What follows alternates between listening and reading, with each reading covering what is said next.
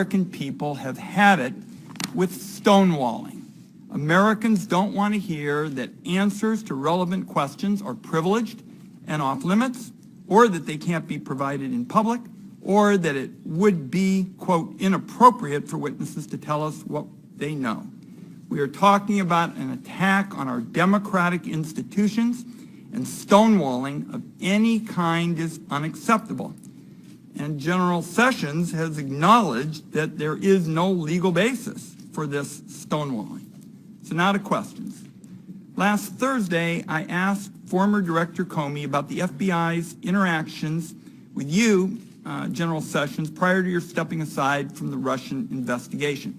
Mr. Comey said that your continued engagement with the Russian investigation was, quote, problematic, and he, Mr. Comey, could not discuss it in public.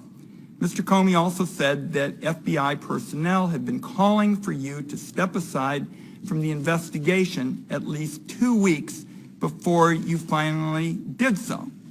Now, in your prepared statement, you stated you received only, quote, limited information necessary to inform your recusal decision.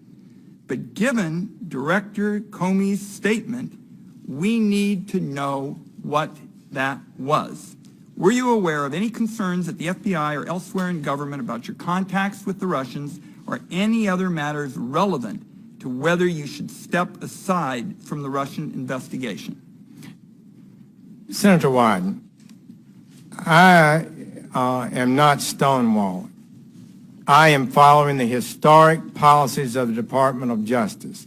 You don't walk into any hearing or committee meeting and reveal confidential communications with the President of the United States, who's entitled to receive confidential communications in your best judgment about a host of issues, and have to be accused of stonewalling for not answering them. So I would push back on that. Secondly, Mr. Comey, perhaps he didn't know, but I basically recused myself the first day I got into the office because I never accessed files. I never learned the names of investigators. I never met with them. I never asked for any documentation. The documentation, what little I received, was mostly already in the media and was presented by the senior ethics, public responsibility, professional responsibility attorney in the department. And I made a honest and proper decision to recuse myself, as I told Senator Feinstein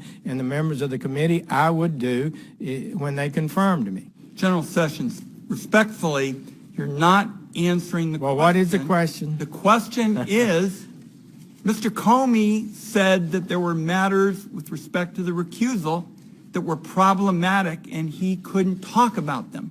What are they? Why don't you tell me? They are none, Senator Wyden. There are none. I can tell you that for absolute certainty. This is a secret innuendo being leaked out there about me, and I don't appreciate it. And I've tried to give my best and truthful answers to any committee I've appeared before, and it's really people are suggesting through innuendo that I have been not honest about matters, and I've tried to be honest. My time is short. You've made your point that you think Mr. Comey is engaging in innuendo. We're going to keep digging on this. Senator Wyden, he did not say that. He said it was problematic, and I asked you what was problematic about it. Some of that leaked out of the committee that he said in closed sessions. Okay. One more question. I asked former FBI director whether your role in firing him violated your recusal, given that President Trump said he fired Comey because of the Russian investigation. Director Comey said this was a reasonable question. So I want to ask you just point blank, why did you sign the letter recommending the firing of Director Comey when it violated your recusal? It did not violate my recusal.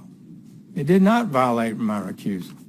That would be the answer to that. And the letter that I signed represented my views that had been formulated for some time. Mr. Chairman, just if I can finish, that answer, in my view, doesn't pass the smell test. The president tweeted repeatedly about his anger at investigations into his associates in Russia.